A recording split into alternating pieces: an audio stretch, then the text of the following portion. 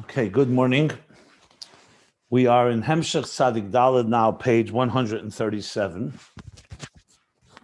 We learned yesterday, Ayin Beis, page 1158, 1157, 1158. And we're talking now the second Oifen, the second way of Bittul in Ohr. Yeah, 1157, 1158, top of 1158. The second Oifen of Bittul, we learned it in Ayin Beis, which was a half a page, and now we're learning it in Tzadik Daled, which is going to be 7.5 pages.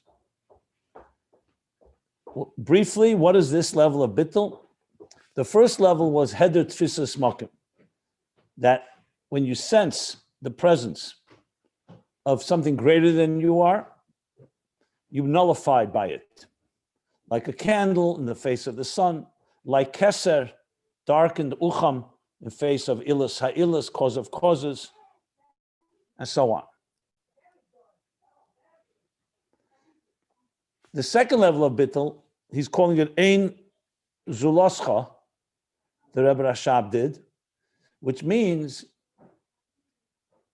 that the entire existence of Ohr is only due to its source. Take away the source and Ohr doesn't exist.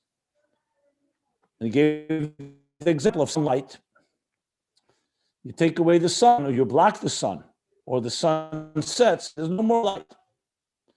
So light is completely cognizant and aware of this fact, and therefore it's batel b'mitzias. In Ayin Beis, we learn the parentheses, and we're going to learn it more in Tzadik Daled. Yashleimer, what that means in Nivroim. That Nivroim, were they to see and feel, I should say, to feel how their entire kiyum, their perpetuation, is only due to Ratzon Abeira, they would have that level of bittul of knowing that it's not due to themselves, everything is due to their source. I'm going to go through the whole details we discussed yesterday. We're going to elaborate much more when we learn it here in Tzadik Daled. So now, we're going to learn this second level in Tzadik Daled. We began with the beginning of the Maimer, which starts with Ein Arech Lecha, that at the Ein Arech, the infinite distance of Atzmus, is through the Yesh, because only the Yesh reveals that. Ohr doesn't reveal that. But Ohr reveals Ein Zuloscha. Zulas means another. There's no other but you. Ein Zuloscha. Which means there's no other real existence but you. My whole existence is due to you. That's what Ohr feels. That's Ein Zuloscha.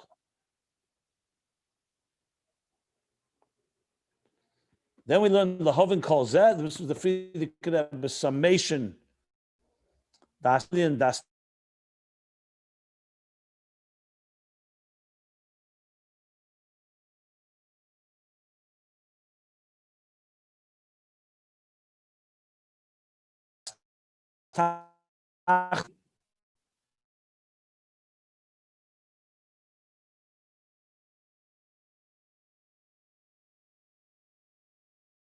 in Ayin Tzadik Daled. And as you'll see, this is the language of Ayin Beis we just learned yesterday and the day before, with additions of the Friedrich Rebbe.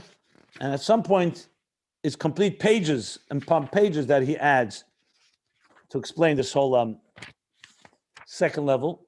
And the Friedrich Rebbe is also going to do for us, he's going to compare it to the first level.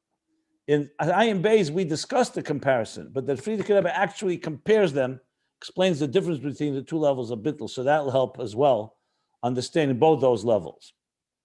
And as I said, just keep in mind the overall picture, that this isn't just a discussion of Ohr, it's actually telling us how Ohr introduces into existence the concept of Bittul, which ends up being something for us to learn from, and not just learn from, we have it embedded in our DNA, because Ohr is the process, is the method that God uses, the creative force through which God creates existence. So just as we spoke about Atzilus, that we're created in the divine image, Tzelem B'dmus, Tzelem Elokim, Tzalmeinu Kidmusenu. So the same is that Ohr is part of the whole process, and therefore it allows us to free. It's not that our existence is not airtight. It allows us to experience even the yesh levels of bittul, level after level. That's the overarching theme here. That ultimately the interface of the ayin be'emtza that allows the yesh hanivra to connect to the yesh hamiti. Okay.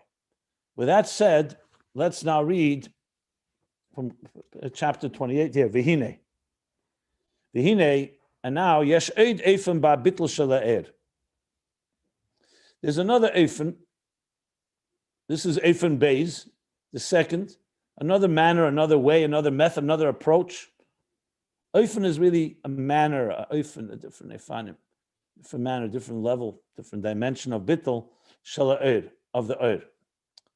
Da bittul hu negei b'hamitziyah shel.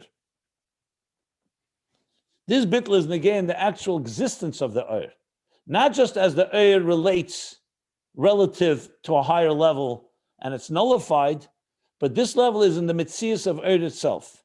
And here the Rebbe spells out, V'hu eifin ha-beis be-bittul Ohr.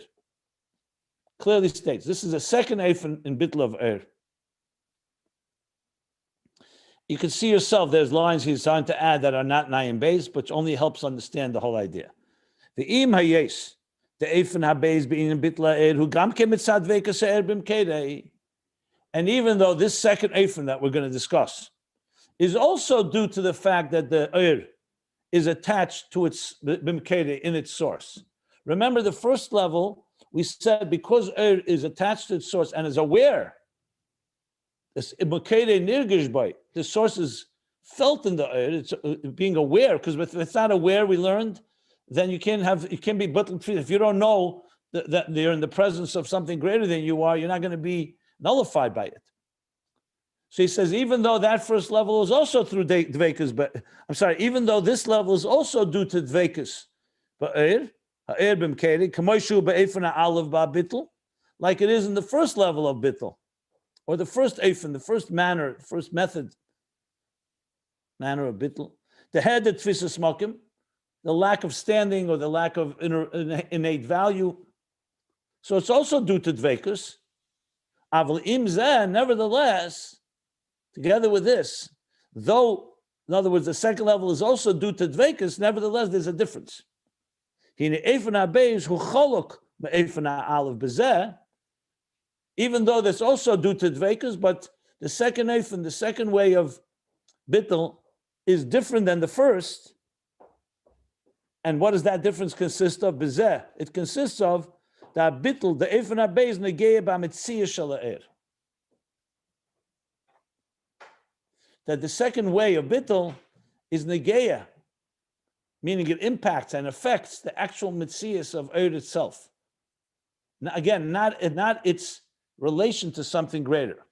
He's going to explain it, but basically means the candle in the light of the sun does not affect the etzem mitzias ha'Ohr. The candle doesn't become weaker or different due to the sunlight. It just becomes insignificant because you have sunlight. Once you have sunlight, what does the candle have? Its light is completely nullified. But what it is not changed. It's not like, the candle just doesn't have any function and therefore it's nullified. When a teacher is in presence of a greater teacher, it doesn't cause him to no longer be a good teacher.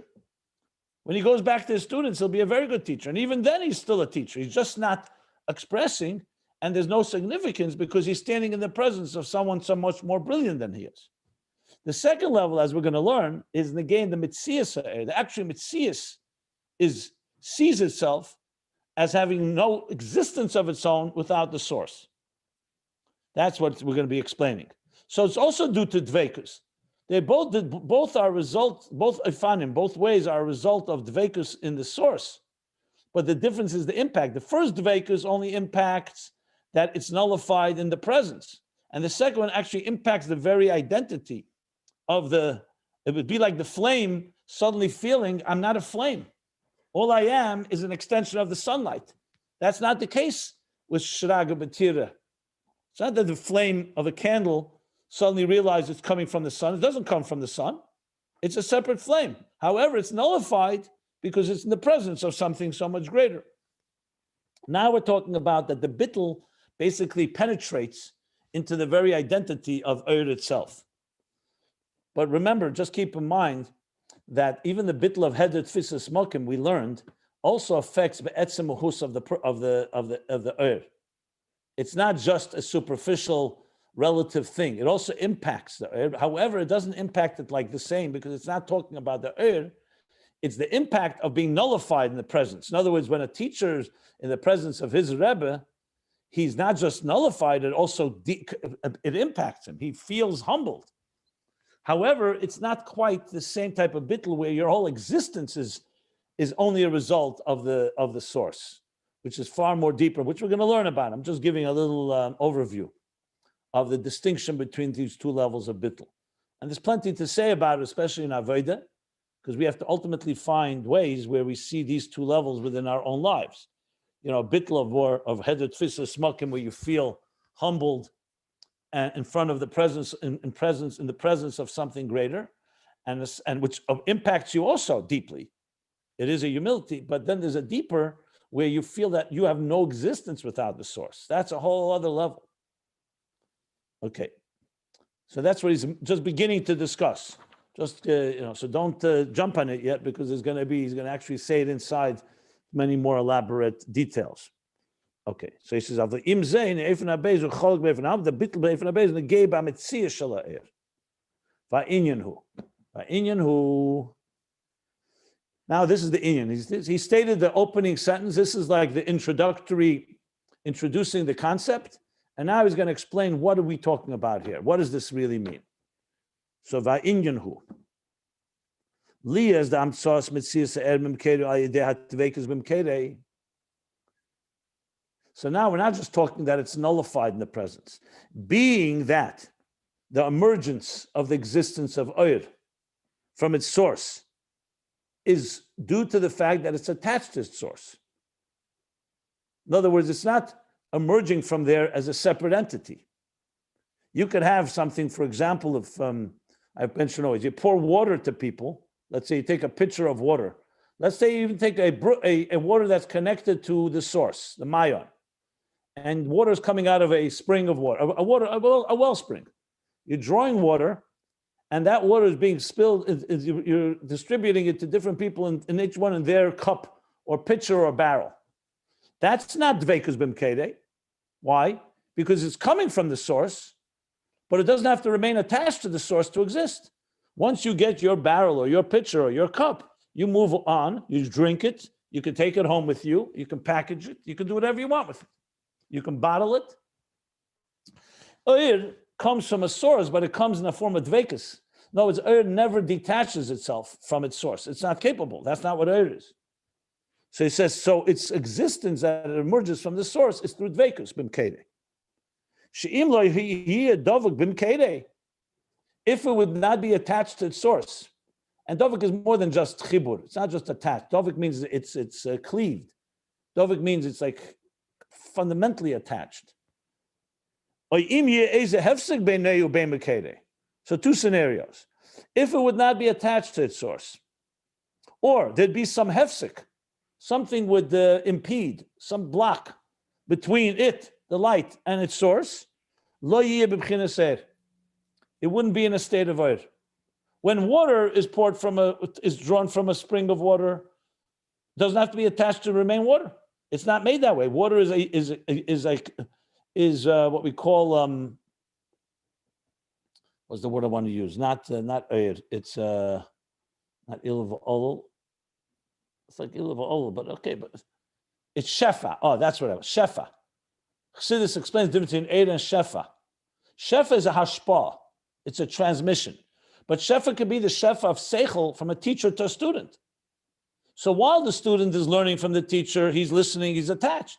But then the student can take the seichel that he learned and go off and be on his own. He could even go off and even defy his teacher for that matter. In Ohr, you can't say that. Ohr always remains attached and its flow is coming from its source.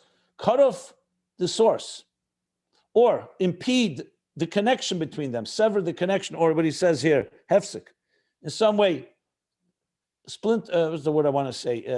Hefsek is more not sever, it's not cutting off. It's you make some block, then there's no longer b'chinas er. It won't be in a state of er. U'kamoy be'er hashemesh. So all this we learned, but you see the Frierdiker Rebbe is adding a lot of explanatory lines that really helps fuller understanding of the idea. And I was going to give the example from Ayin Beis, Kamoy be'er hashemesh, like the light of the sun. Hari hamtzos metzias ha'er, the emergence of the existence of the sunlight, the light from the sun, coming out of the sun. Hu dafke kasher me'oyer Hashem, I'm sorry, hu dafke kasher moyer hashemesh hu bizgalus. Remember, he said two things, that there's the moyer is galus and there's a dveikus. So now he's spelling it out. So the emergence of light from the sun is dafke when the moyer hashemesh, which means the luminary of the sun, as a luminary, as a source of light, is begoli, hu bizgalus. It's in a revealed state. If the sun, for whatever reason, would be concealed, you would not have any air coming out of it. V'hainu, the idea is galus moker ha'er. That means through the fact that the moker, the source of light, is revealed. Here's the second thing. And through the attachment or the connection of the air to its source, so two things are needed. That the moyer should be in a revealed state, and that the air should be connected. He says through that, through these two elements or components, Yachdov, to both of them together, Yeshne la'er. You have the existence of light. We discussed this in Ayin Beis, why you need both. Because if it's attached, but the moyer is in a state of darkness, the light will not reveal either. Whatever reason, at the state, let's say Eir HaShemesh and there's an eclipse of the sun. So the moyer is not begoli. The light is attached to it, but the light can't go anywhere because something is blocking the sun. The second thing is you need the light to be attached. If the light is detached, it also is not going to be light. So those are the two factors necessary. Moyer bizgalus, I think it's quite vital, especially if you remember when we learned about Oyer. Oyer is all about gili, awareness. If Atzmus would conceal himself, then Oyer would have no function. So Oyer needs Atzmus to want to reveal himself, to whatever extent he reveals himself. We're not talking about whether it's all of Atzmus or not. And number two, the Oyer has to be completely connected and attached, dovuk, to the mocker for it to achieve its goal. So to use the example of a shliach and the Rebbe, even though a shliach would be more shefa than Oyer, but let's just for argument a chassid that's completely bottled to his Rebbe. So if the Rebbe is in a concealed state, your bittul to the Rebbe is very, very admirable, but nothing's going to be revealed. Because the bittul is there, but there's no zgalus. Oyer is about gili. So then you're just bittul, and that's that. However, if the moyer is bizgalus, there's a revelation. It's revealing itself in some way. And you have the hiskashrus and dveikus of the chassid to the Rebbe, then you have both things. You have number one, a gili, because the moyer is begili. Number two, the oyer can be revealed because the oyer is connected to it. If you only had gili hamoyer and no dveikus, just like if you only had dveikus and no gili hamoyer, you don't have the full component. That's why it says shneim yagdov. You need both together. The moyer should be in a state of his galus, of revelation, and the oyer should be attached to be able to draw and express that revelation. Yeah. Again, more words here than in Ayin Beis. It doesn't say Shneim Yachdov. Here the Frierdiker Rebbe really spells it out. Good.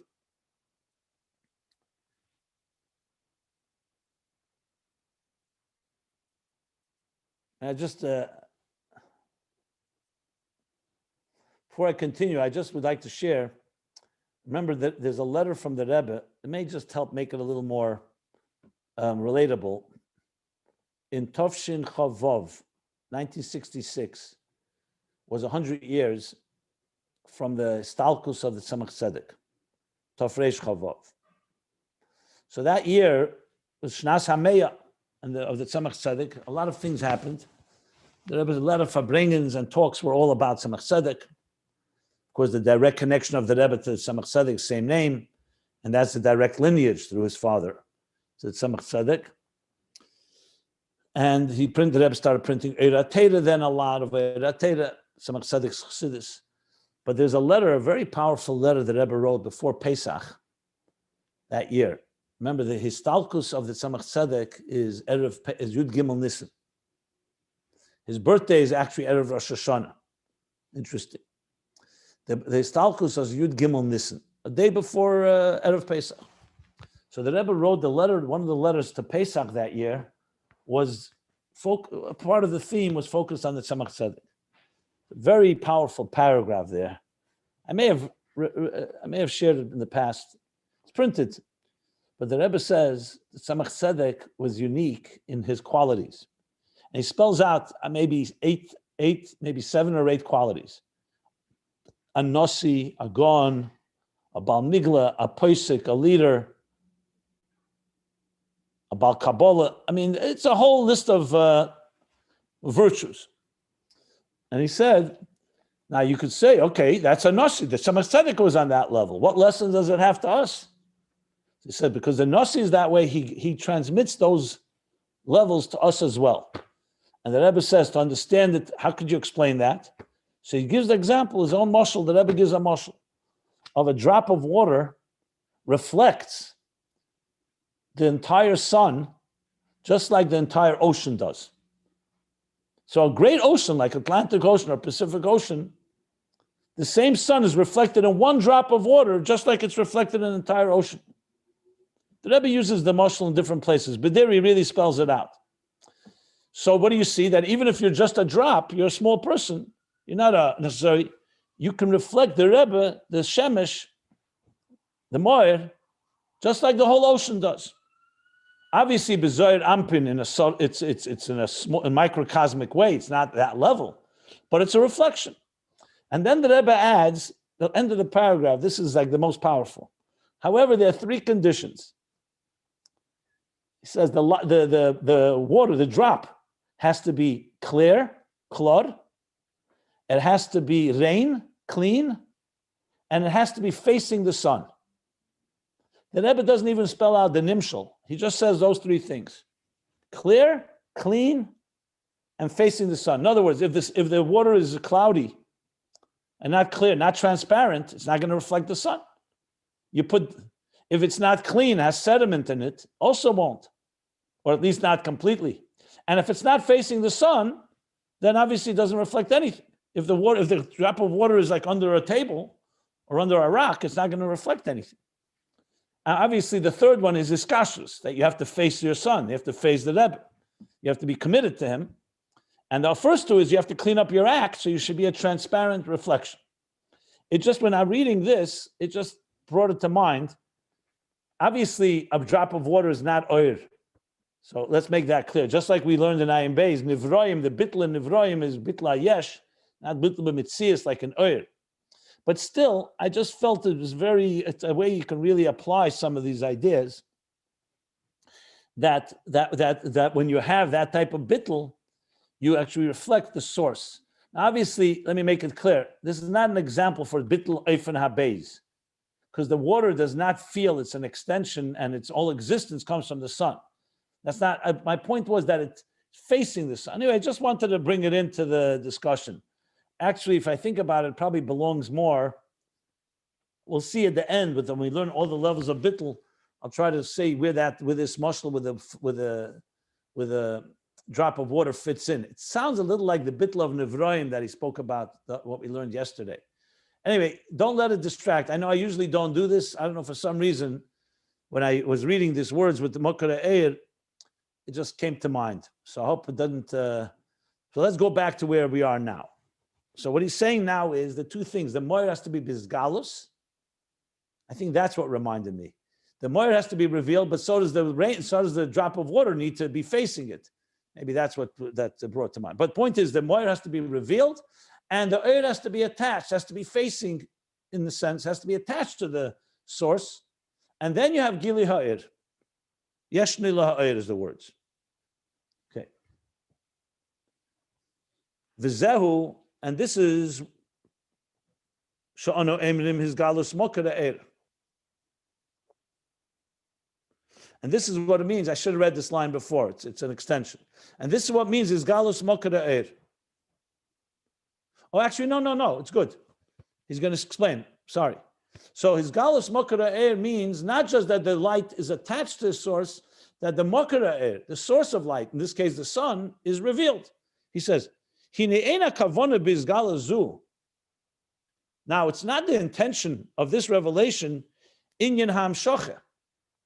That's what he said in Ayin Beis too, right? Exactly. I just want to see something. Yeah.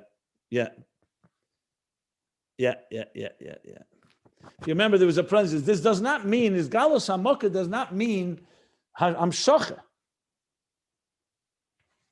That means that the sun itself is actually transmitting. It means that the sun is in a state of revelation. Go back to the Rebbe. If the Rebbe is not in a state of communicating and speaking, and he's like more internal, learning himself or whatever he's doing on his own, he's not in a state of his galus. So obviously he's not going to be Ohr, because the Moir is not in a state of his galus. In addition to the Dveikus part, which is the second part. So that doesn't mean, when you say that the Mokar is his galus, doesn't mean that the Mokar is now being transmitted to you. It means it's in a state of a revelatory state. It's in a state of being open, it's in a state of being a source of the light that will come from it. So the Ki'im HaKavonahu, what is the Kavanah in this? Shamokir Shumoyer HaShemesh, the source, which is the luminary of the sun, who bizgalus, Hainu Sheyeshne Begili. It's in a state of revelation, meaning Hainu Sheyeshne, it's in a state, Sheyeshne, we have it in a state of Gili. So for whatever reason, the sun would suddenly shut down. I'm not saying it happens, but in case God decided to turn the switch off and the sun is not radiating, it's not in a state of his Gili, then obviously there's not going to be Ohr. So that doesn't, now when you turn the switch on, so to speak, and the sun is shining, that doesn't mean the sun is being nimshach, the sun itself is transmitting. It means the sun is in a state of giving off light. That's what I think this means, and I think I explained it the same way in the parentheses in Ayin Beis. I'm just looking at the Lashon there. Yeah, he said like this. In his galus makeri moving she'enze b'chinas his galus v'amshocha. Rak havoyose biz galus havos edis faran. Havoyosoi. Havoyosoi. Okay. I think he's going to say that here too, no? Maybe not. Okay. Yeah, he's going to say, yeah. He doesn't say havoyose. He says hainu sheyeshne begili. Vos edis faran begoli. That he exists in a revealed state. I'm in not positive. Beis, there is Farad also. In Ayin Beis, not No, I know, but he doesn't use the word havoyose here. Yeah. He says yeshne. Yeah, whatever reason. I'm thinking out loud here. What is he trying to negate here? Why is this so important? I think what he's trying to say is that there's several things here. There's the moyer, always remains a moyer. Oyer is not moyer. Light is not its source. It's a reflection of its source. So I think he wants to say the moyer retains its etzem level. Remember, we learned earlier that oyer is not etzem. It's actually shalei berech. It reveals and reflects what from the etzem, but it's not etzem. So maybe that's what he's trying to say, that the etzem of the moyer remains etzem and it's not being nimshach. But it's in a state of gil, like I said, ata haresa ladas. It's in a state of revealing.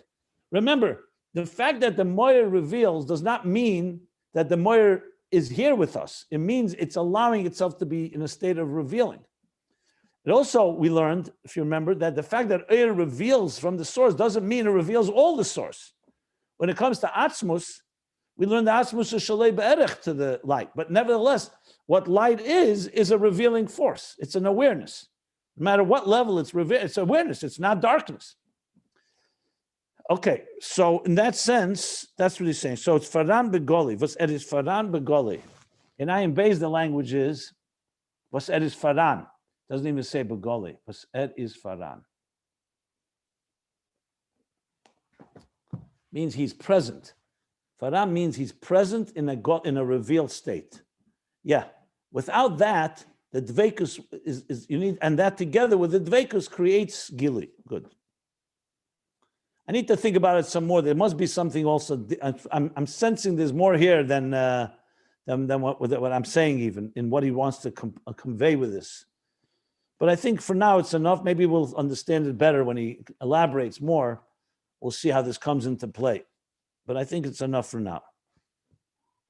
So he goes like this. What says for Rambagali? Hare, the b'chdei sheyeh. So now, what do we conclude from this? That in order for there to be b'chdei sheyeh hashemesh, for there to be an existence of the sunlight, of light of the sun, hu aidei shemekere bizgalus. You need to have the mokir in a state of existing in a state of gili. I think the example of the Rebbe is a good example that he's in a state of gili. This doesn't mean you're getting his etzem. He's not mamshich his etzem, but he's in a state of giving, if you wish, in a state of revealing light, of revelation. Like sometimes it's say by the Rabbeim that they were in a state of, you say sometimes the Rebbe was in a state of ispashtus or gili by Fabrengen. That means that he was in a state of, you could see that it was a very, sometimes you say the Rabbeim more, I don't want to say the word kivutz, but more in a state of, they weren't as what's the word I want to say? Beis Salmos, but I don't want to say Salmos, more like, nicht the ganze ispashtus, say the Rebbe be ispashtus, you see like a simchas Torah, a complete state of, like similar to what it says in Chassidus about Chodesh El, Melech Besada, and Ponim Marale Ponim Secher case. He's smiling. You see, he was what do we say when the Rebbe was like with children? You say it was like Ba'omer. The Rebbe given, there's an expression we always use, Bizgalus, Bispashtus. Zugetragen? Yeah, that's something like that. But there's also a word with Gilui. Gesteht in der Matze von Giluim, Behisgalus? Bizgalus, Shemekere Bizgalus. Yeah, that's what he says here. I just wanted to give an example. If it's not working, it's not working. Okay, Shashem Shadei Shemekere Bizgalus. Right. And the second thing is the dveikus. So he says, Vagam the Hashem the Shemesh Einim Vagam the Shemesh Hu Moir the Oir. This is a qualification the Frierdiker Rebbe is adding. And though the Shemesh is Moir the Oir, it's the Moir of Oir, meaning it's the source, it's the, he says the Etzem, Umoir hu Atzmi. And a Moir is an Atzmi. An Atzmi means not a reflection. A sun, a light you can never call an Atzmi. We have Etzem Oir, doesn't mean the Oir is an Atzmi, it means it's the Etzem of Oir, it's the essence of what Oir is. But Etzem is an entity itself, it's a self-contained reality. Oir is not a self-contained reality, it's a reflection of something else. So he says, so though the Shemesh, the sun, is the Moir of Oir, meaning the source, the luminary from which Oir comes, and a Moir is an Atzmi, va'atzmi b'chol mokum shehu, im begoli, oy mechusa harihu Atzmi, and an Atzmi, wherever he is, in whatever state he's in, if he's revealed, in begoli, oy mechusa, or he's concealed, covered, or he's covered up, harihu Atzmi, he remains an Atzmi. And here, look, an interesting footnote from the Rebbe. The Rebbe adds in the footnote, look below, the ein shayach bo shinuyim. The Rebbe adds explanation what in the Frierdiker Rebbe's words to obviously help us understand the pshat here. That it's an Atzmi, whether it's revealed or concealed or covered, remains an Atzmi. And the Rebbe says the ein bo shayach bo shinuyim.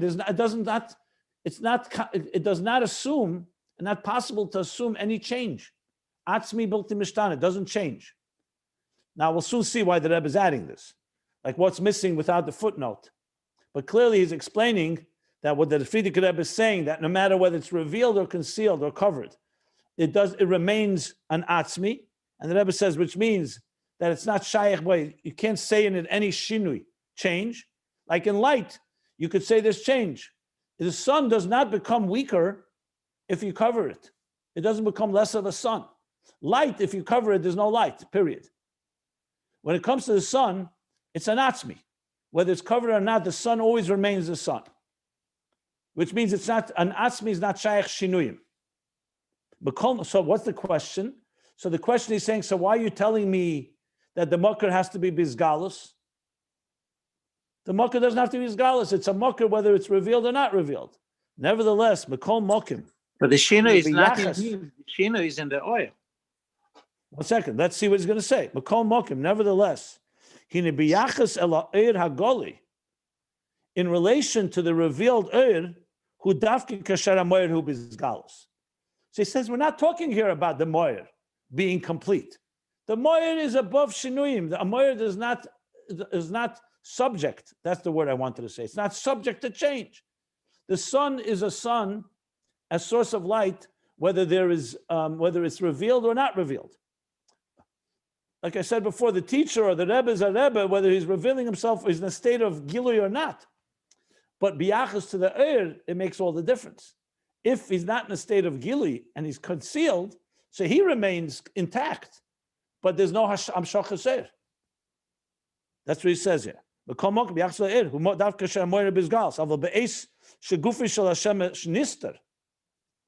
in a situation or a time when the body of the sun is nisted, is covered up,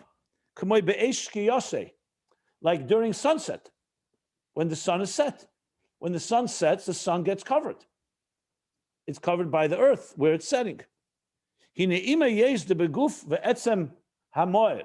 page, 138. So even though in the guf etzem, in the actual body and essence of the luminary, there's no change at all, meaning just because it's concealed, just because the sun sets doesn't mean the sun disappears. It just means it's not revealed to us, but the sun itself, there's no shinui. Whether he is covered up or concealed, or revealed, nevertheless, during the time of the sun setting, the setting of the sun, the light does not shine. Obviously, he means on that part of the world after the sun sets, because the light is shining elsewhere. But there's no light that's shining once the sun is covered up. So the sun remains a sun, but the light that was coming to the recipients, the sunlight that was coming to that part of the world, that no longer is radiating. Now, it's interesting that he adds all this. In Ayin Beis, all he said was that the Ohr is totally in the number one, the moyer to be revealed and not concealed. And number two, that the Ohr should be attached to the moyer. Here he's going into more elaboration, how the moyer remains intact. Okay.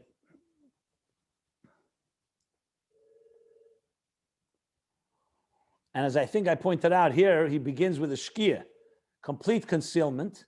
Now he's going to speak about anonim. What about a situation where the sun is shining, but there are clouds that are blocking the light? So he's going to say that now. V'chein gam, and the same is true. Kashem moyer hashemesh begolei, when the moyer hashemesh is revealed, not concealed. Rak yeshnam inyonim hamastirim. But there are things that are blocking the sun from shining. Interesting, he says in Yonim Hamastirim. In Ayin Beis was Anonim Hamastirim. Clouds. I want to make sure. Yeah, Anonim Mavdilim. Friedrich Rebbe changed Anonim into That's Yonim. very interesting. Yeah. Okay. Fine, because maybe in Yonim includes not just clouds, it can be other things too. You could have curtains, you could have man-made things, whatever it may be. Unless he read the Ayin Beis, then maybe, no, I don't think he's making a correction in Ayin Beis. No.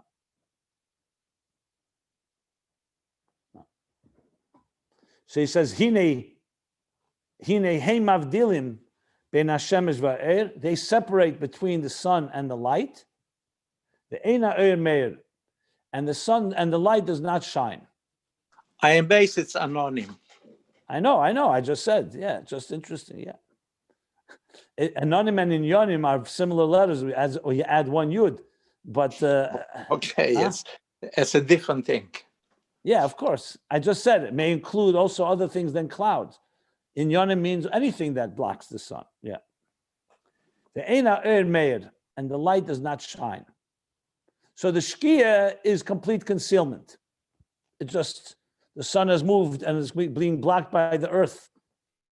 And Yonim HaMastira means the sun is shining, but there are things that are blocking its light to reach. So therefore, the Eina Er Meir. So what do we see from this? So therefore, in order for there to be the revelation of light, Ba'er HaMeir, in a radiating light, who are they Beis Dvarim, they're through two things. And he's saying it again, two things. Ha'echad, ha'alef, sha'mokir yeh begili, the source has to be in a state of gili, of revealed state. Va'beis dveikus ha'er b'hamoyer. The oir has to be attached, connected to the source. Okay. Good. So much more elaboration. Now he's going to explain how this is all a moshel for Lamaila. Remember, this is all the second level of Bittul, which is what? The second Eifin of Bittul, that the oir is completely dependent on its source. And without that, the oir doesn't exist. He broke that down into two things, that the moirish has to be revealed and the oir has to be attached.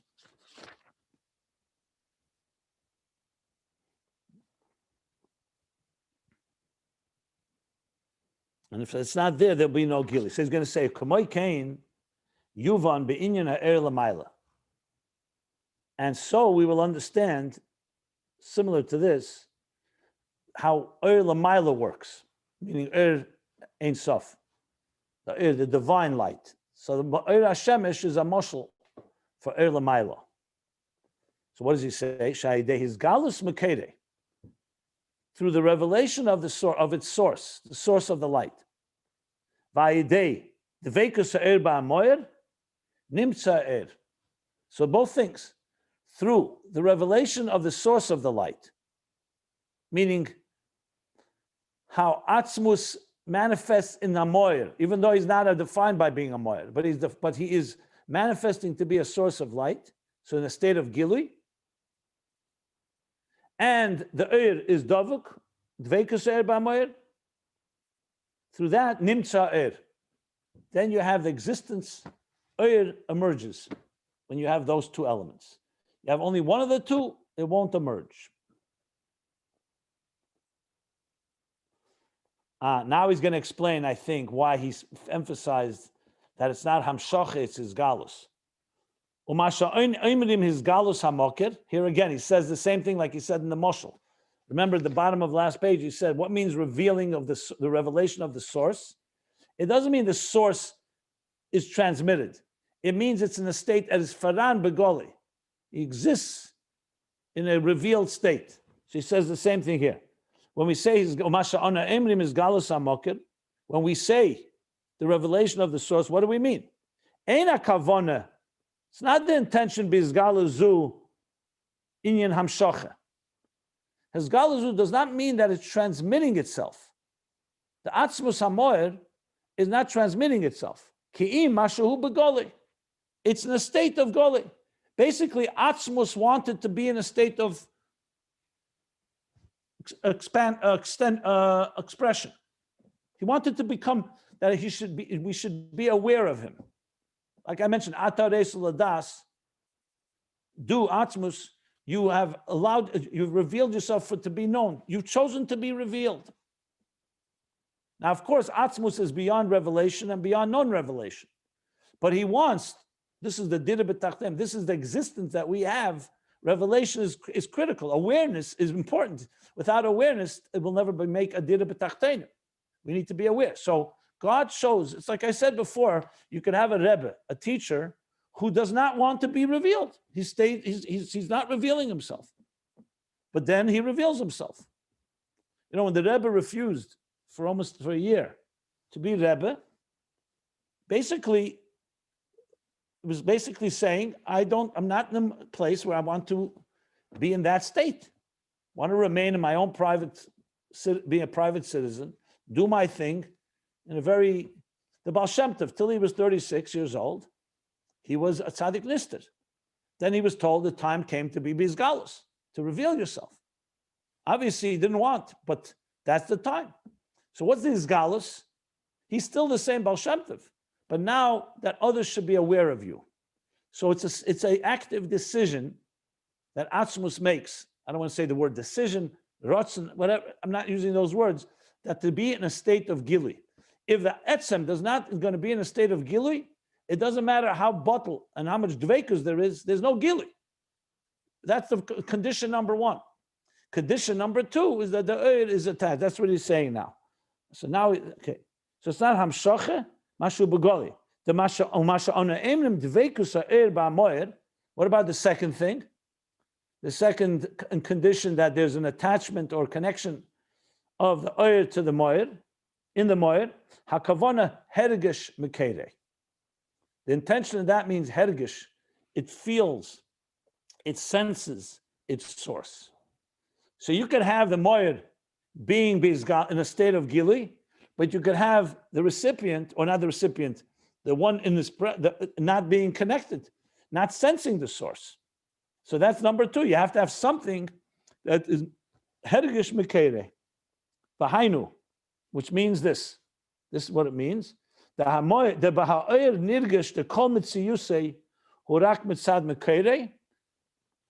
That the oyer is felt. Now again, this does not mean physical sensation. It means its identity is aware. Its whole existence is aware, not like an outside force that's aware. We're talking about the thing itself is a state of awareness, that its entire existence, kol mitziyusei, hurak mitzad mekere, is only due to its source, or mibiladei hamekere, and without the source, ein b'chinas mitzias klal. This oyer is not in any form of existence at all.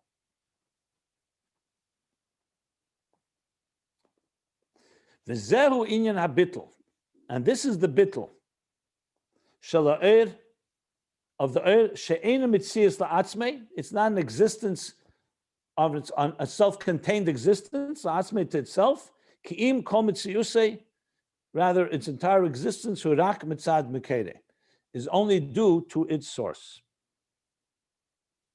Okay. And now he's going to explain, as he did in Ayin Beis briefly, here's going to be more elaborate, the difference between Mitzias Ha'er and Mitzias Hayesh. Both are created by the same God, but one is created in a way that it senses its entire existence is only due to its source, and without that there's no existence. And the Yesh was created b'dafke, deliberate, intentionally, in a way that it should not feel its source. It should feel itself as a self-contained entity. And through Avodah, it can reach higher levels. But those are two different types of creations, very different. But I think I'll stop here before we go on, because I was going to go into that discussion. But if anybody has any questions or comments, please, now is a good time. Yesterday you mentioned about fish in the water, that there is a day that the fish is the halacha. But even fish in the water, I think that even fish in the water, it's also not like the oil hadavuk. I said that, but I said that right in the beginning. I qualified that I just gave an example to give contrast between Alma Diskas and Alma Disgalia. Yes, okay. Fish for sure not. Obviously not. Fish is an existent entity, and even according to that day, it's still a fish. And you catch the fish, you could eat it for Shabbos or whatever. No, obviously it's not. It was with that qualification. Yeah, for sure. They're not exact. Just an example. I wanted to compare something that feels its source and something that doesn't feel its source, as in the Nevroim of Alma Disgalia. Right. Yeah. Reb Simon. Yeah.